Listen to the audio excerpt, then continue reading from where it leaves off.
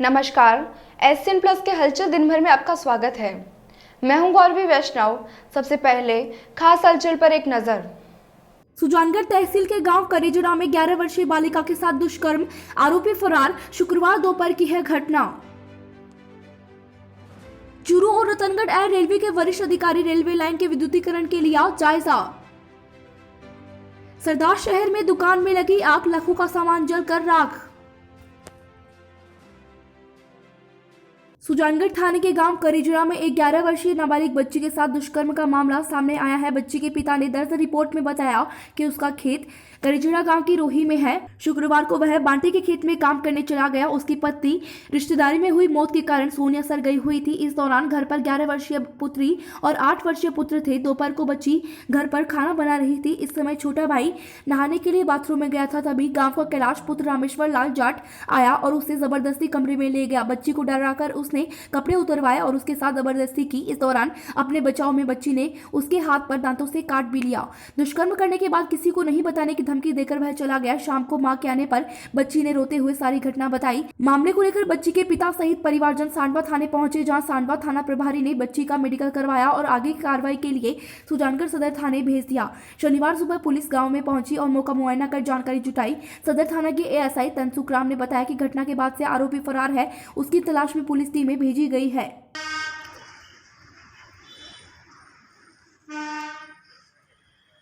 हाँ, रात्रि को एक नाबालिग बच्ची के पिता ने पड़ोसी द्वारा बच्ची का रेप करना मामला दर्ज करवाया है, जिसमें पहले वो सांडवा गए थे तो सांडवा इंचार्ज ने बच्ची का मेडिकल मुआयना वहाँ पे करवा दिया है।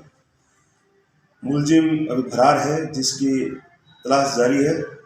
फिर टीम बनाकर तलाश का प्रयास किया जाए। रतनगढ़ रेलवे के सीआरएस मुंबई ने चूरू रतनगढ़ रेल लाइन पर 43 किलोमीटर विद्युतीकरण कार्य का चूरू से रतनगढ़ तक निरीक्षण किया और कहा कि दिल्ली बीकानेर इलेक्ट्रिक ट्रेन शीघ्र दौड़ेगी। चूरू से रतनगढ़ शनिवार को साय देर से पहुंचे सीआरएस के साथ आए बीकानेर डीआरएम ने बताया कि रेलवे के 5 जोन में एक जोन के commissioner of railway safety R K. Sharma Mumbai से यहां रेलवे विद्युतीकरण की निरीक्षण करने यहां पर आए हैं। स्पेशल इंस्पेक्टर ट्रेन से सीआरएस रेलवे के कई अधिकारियों के साथ रेलवे के प्लेटफॉर्म नंबर 2 पर पहुंचे। चूरू से रतनगढ़ के मध्य बारीकी से पूरे ट्रैक का निरीक्षण किया। गौरतलब है कि रेलवे विद्युतीकरण कार्य को सीआरएस की हरी झंडी मिलने के बाद बिजली से इलेक्ट्रिक ट्रेन दौड़ेगी।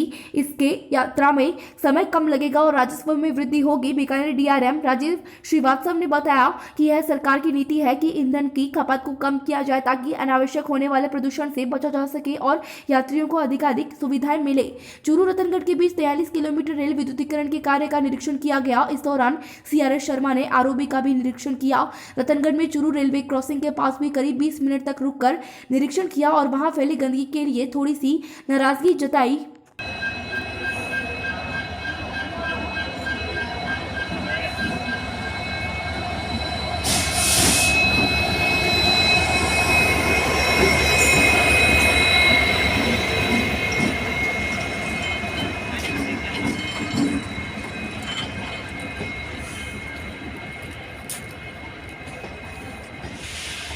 आम नागरिकों के लिए तो हम ये चाहते हैं कि ये जो प्रयागराज ट्रेन शुरू हो जाए ना, तो इस क्षेत्र के लोगों को तो बीकानेर से जयपुर तक तो काफी फायदा मिलेगा। जयपुर प्रयागराज जो ऑलरेडी चल रही है, एक्सटेंड हो रहा इसमें रेलवे लाइन के आसपास है ना, और शहर के बीच में से वो हट भी गई है, लेकिन वहाँ जो नगर पालिका को सफाई करने नहीं दी जाती है। इधर एक फोटो लेने साइड है, थोड़ा सा सफाई होती नहीं है। ये तो थोड़ा सा दूसरा सर डीआरएम साहब थोड़ा सा और दूसरा सर ये एक ट्रेन का मसला है जयपुर और इसका सैंक्शन हुआ है।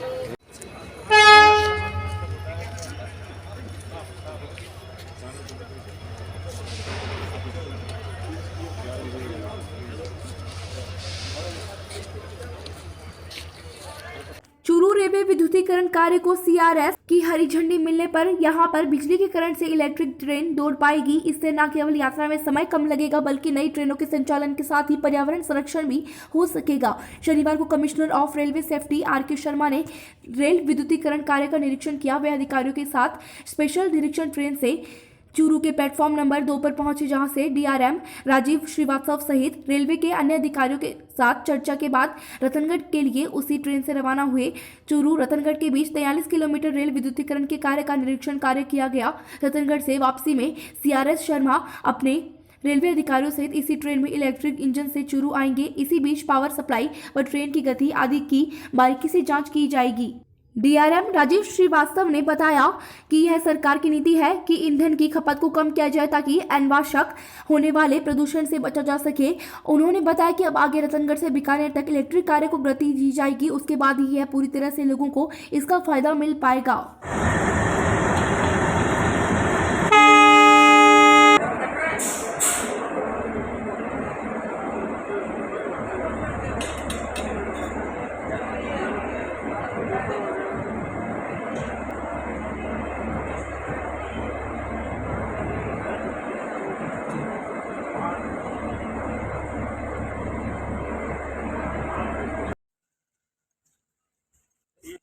डालना है आपको, हो गया।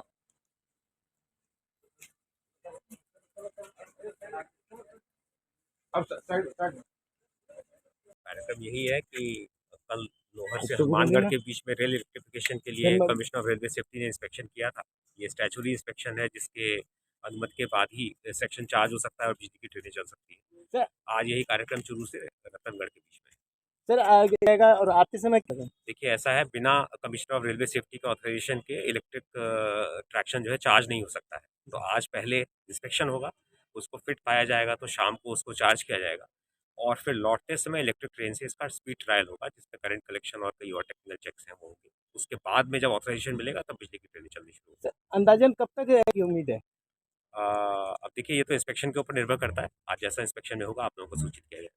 सर कितना फायदा रहेगा? देखिए, इसमें मुनाफे की कोई बात नहीं है। ये गवर्नमेंट की पॉलिसी है कि हम लोगों को जो फॉसिल फ्यूल्स है उनका कंजप्शन कम करना है और उसमें रेल ने प्रण लिया है कि हम लोग ज़ीरो कार्बन वैल्यू ऑर्गेनाइजेशन बनेंगे।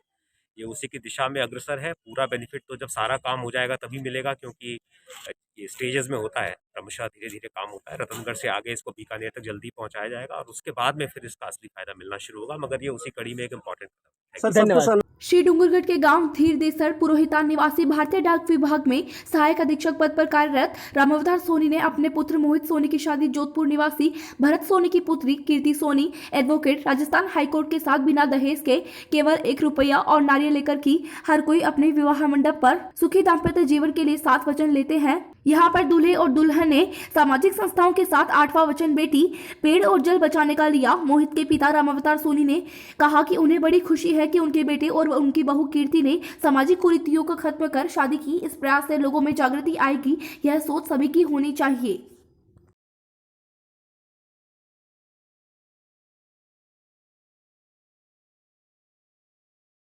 सरदार शहर की छिपा धर्मशाला के पास वार्ड नंबर 8 स्थित नीलम किराना स्टोर में अचानक आग लग गई, जिससे तकरीबन 1.5 लाख रुपए का सामान जलकर राख हो गया। दुकान मालिक हरिप्रसाद भाटी ने बताया कि वह दुकान से कुछ समय बाहर गया हुआ था, तभी पीछे से मोहल्ले के एक व्यक्ति ने फोन पर सूचना दी कि तुम्हारी दुकान में आग लग गई है। आनंद फानन में भागकर दुकान आया तो देखा कि दुकान में आग की लपटें उठ रही है। करीब 1 घंटे की कड़ी मशक्कत के बाद आसपास रहने वाले लोगों के सहयोग से आग पर काबू पाया, लेकिन तब तक करीब 1.5 लाख रुपए का सामान जलकर राख हो गया था। दुकान मालिक ने बताया कि दुकान की बीमा करवाई हुई है। आग लगने की सूचना शाखा प्रबंधक को दे दी गई है। वहीं पुलिस को भी प्राथमिक रिपोर्ट दर्ज करवाकर क्लेम के लिए आगे की कार्रवाई की जाएगी। इस अवसर पर चंद्रू भाटी, गिरधर भाटी सहित अनेक मोहल्लेवासी उपस्थित थे।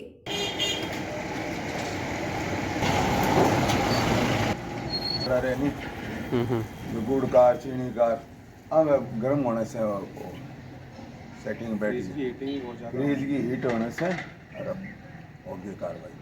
सरदार शहर थानाधिकारी बलराज सिंह मान ने सब्जी मंडी को सुचारू रूप से बनाए रखने के लिए पैदल गश्त की। इस अवसर पर सब्जी मंडी में थानाधिकारी बलराज सिंह मान ने रेहड़ी वालों से सफेद पट्टी के अंदर रहने की नसीहत दी। नियमों का उल्लंघन करने पर कार्रवाई करने की चेतावनी देते हुए थानाधिकारी ने कहा कि आगे से कोई भी सब्जी विक्रेता नियमों का उल्लंघन करते हुए पाया गया तो चालानी कार्रवाई की जाएगी। इस अवसर पर एएसआई राजेंद्र सिंह, जय सिंह, कांस्टेबल नरेंद्र दहिया, महेंद्र शर्मा, अनिल सैनी, देवीलाल और महिला कांस्टेबल रूपा सहित पुलिस जाब्ता मौजूद रहा।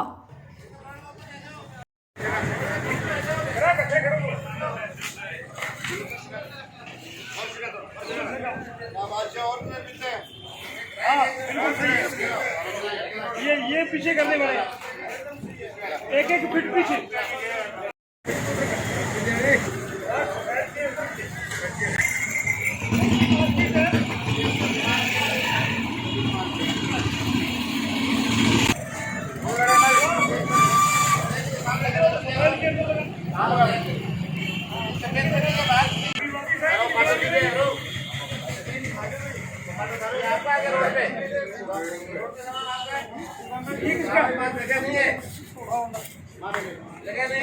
ये था SCN प्लस का खास बुलेटिन हलचल दिन भर। टीवी पर देखने के लिए शेखावाटी केबल नेटवर्क के चैनल संख्या 153 पर जाएं। सोशल मीडिया पर हमसे लगातार जुड़े रहने के लिए हमारे YouTube और Facebook पेज को सब्सक्राइब और लाइक करें। नमस्कार।